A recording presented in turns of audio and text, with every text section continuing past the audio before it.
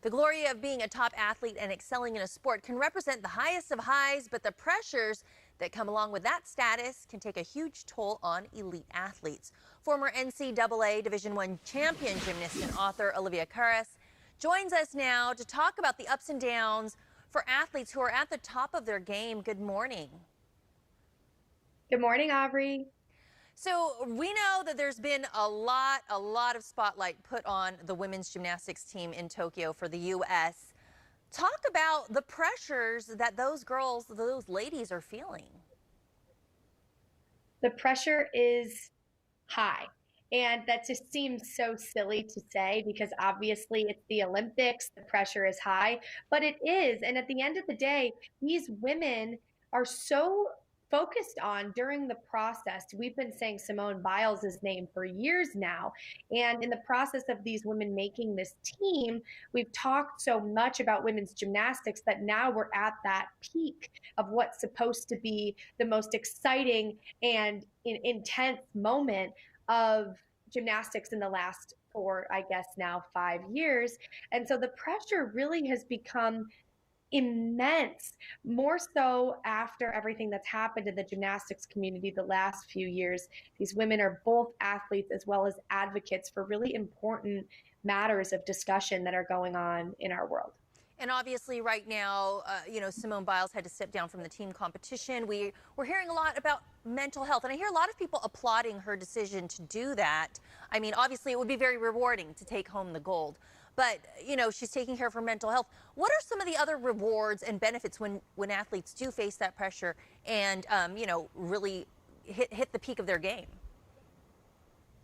I think one of the biggest rewards is making those connections with your team members. And part of the reason that Simone really truly exceeded expectations as a leader and as a woman who is so well known in the world is that she put her team first. And some may not think that, considering she left the meet, she isn't competing with them. Some I've seen on Twitter say she's betrayed them. I actually would argue the complete opposite. And what Simone did was heroic, and I think that in itself is an achievement. She's making strides in the mental health conversation, and that to me is equivalent to winning Olympic gold. Well, I hear your passion and your solidarity there with a fellow gymnast. You've written a book where you talk about a lot of the pressures. Let's talk about what are some of the downsides when athletes can't stand up to that type of pressure. As an athlete competing in college, I competed at the University of Michigan. You represent not only yourself and the other women and coaches on the floor with you, but you represent the university and a conference, the Big Ten conference for us. And it becomes something much bigger than just yourself. When you're growing up, you play for yourself, you compete for yourself. And now all of a sudden you're competing in this massive arena with the block M on your chest. And it's no longer just about you, it's about Michigan.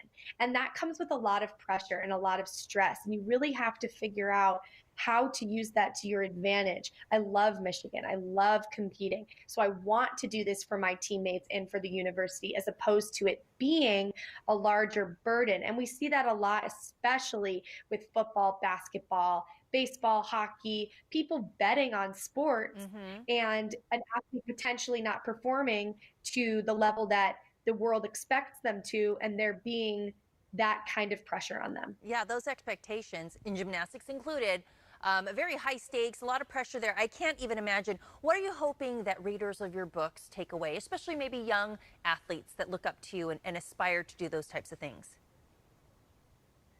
I hope people just know they can use their voice. And I'm so proud to have written it because I got to use my voice and I was given a platform to do so. And just like Simone, her platform is much larger than mine, but she was given that opportunity to really use her voice, speak her mind, and be able to tell the world really what she's feeling and what's going on. A conversation that normally wasn't something we could have. So I hope people read it. They maybe jot down a few notes, maybe take a video of themselves talking about their day, and just be able to have that conversation and look back on it maybe one day and see how much you overcame. Olivia, thank you so much for sharing your thoughts with us. It's a great conversation. If you want more on her book and her story, you can visit carasconfessions.com.